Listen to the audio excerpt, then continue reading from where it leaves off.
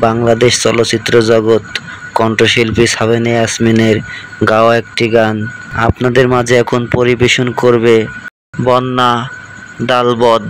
আশা করি গানটি আপনাদের সকলের প্রিয় গান, শুনে ভালো লাগবে। পৃথিবীতে সুখ বলে যদি কিছু থেকে থাকে,